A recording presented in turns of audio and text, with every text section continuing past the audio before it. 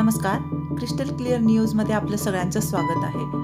सांगलीचे विशाल पाटलांची संसदेमध्ये येरे येरे पावसा कविता आणि मोजक्याच पण धारदार शब्दामध्ये सरकारवर केलेली टीका ऐकूया। धन्यवाद अध्यक्ष महोदय। मैं सबसे पहले सरकार को बधाई देना चाहता हूं कि महाराष्ट्र में उन्होंने अच्छी जीत हासिल की। स्वाभाविक है कि उन्हें ऐसा लगेगा कि इस जीत के पीछे उनके जो नारे थे इलेक्शन के वो कारणीभूत है, उसके वजह से जीते हैं। जैसे उन्होंने नारे दिए, एक है तो सेफ है, बटेंगे तो कटेंगे, लेकिन ये सच्चाई नहीं है।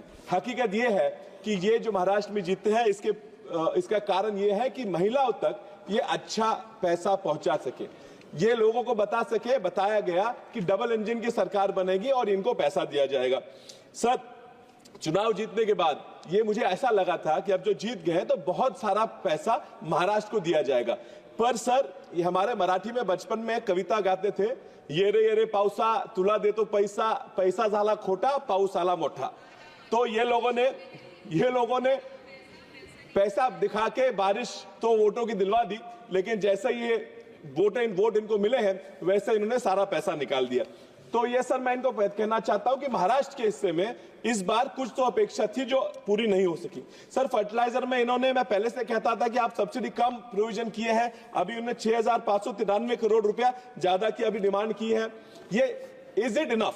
कि मैं पूछना चाहता हूं कि सर, जीएसटी जो फर्टिलाइजर लगी है इतनी बड़ी है कि नुकसान किसानों का बहुत हो रहा है। सर, फर्टिलाइजर की कीमतों में 40% की बढ़ोतरी हुई है और इसके वजह से किसान आज इस कारण मर रहे हैं। सर, इन्होंने 7000 करोड़ की मांग की है किसान सम्मान योजना के लिए, पीएम किसान सम्मान योजना के लिए।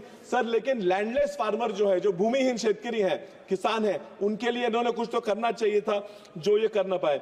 सर, आज किसान इसलिए नाराज है कि उसको जितना चाहिए उतना फायदा नहीं हो रहा, इसलिए आज बॉर्डर पे किसान आके धरना कर रहे हैं। सर, एग्रीकल्चर रिसर्च के लिए इन्होंने कुछ पैसा मांगा है, मैं इनको बधाई देता हूं, लेकिन 213 करोड़ रुपया ये सफिशिएंट नहीं है।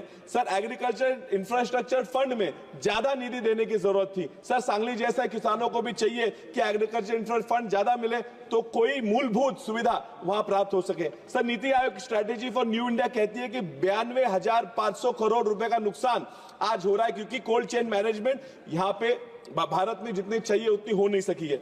Sir, that's why I was saying that they should have at least doubled the current budgetary allocation for agriculture research. Sir, I also want to say that they spoke about the RCS उड़ान scheme, तो भी RCS उड़ान scheme के बारे में पैसे मांगे हैं, लेकिन सांगली जैसे शहरों में नया विमानतल हवाई अड्डा बनाने के लिए इन्होंने कोई प्रावधान नहीं किया। सर, जीडीपी भी जो क्वार्टर 2 में 5.4%, 5.4% नीचे आ चुकी है। सर, मोदी जी जब पंतप्रधान नहीं थे तब 7% जीडीपी होने के बावजूद उन्होंने कहा था कि ध्यान देना चाहिए, रुपया की तेजी से कमजोर होना नहीं चाहिए, दूसरा विकास दर गिरना नहीं चाहिए और तीसरा कि इन्फ्लेशन बढ़ना नहीं चाहिए। आज वो तीनों चीजें हो रही है, लेकिन ये सरकार कोई ध्यान देने को तैयार नहीं है। सर, ये जो पुअर परफॉर्मेंस रही है सरकार की, ये जो इकोनॉमी की, ये मैन्युफैक्चरिंग सेक्टर पे ध्यान न देने की वजह से हुई है। सर, 2.8% का डिग्रोथ एक्सपोर्ट में हुआ है।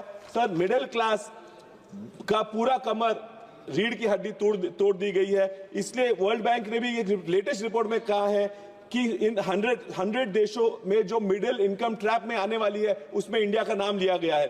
Sir, we have to grow the economic rate to at least 8% if we have to come out of this. I urge the government to please concentrate on the economy. It is directly related to election performance and therefore something needs to be done, and especially for the state of Maharashtra, which contributes in a big way to the economy. Thank you, sir.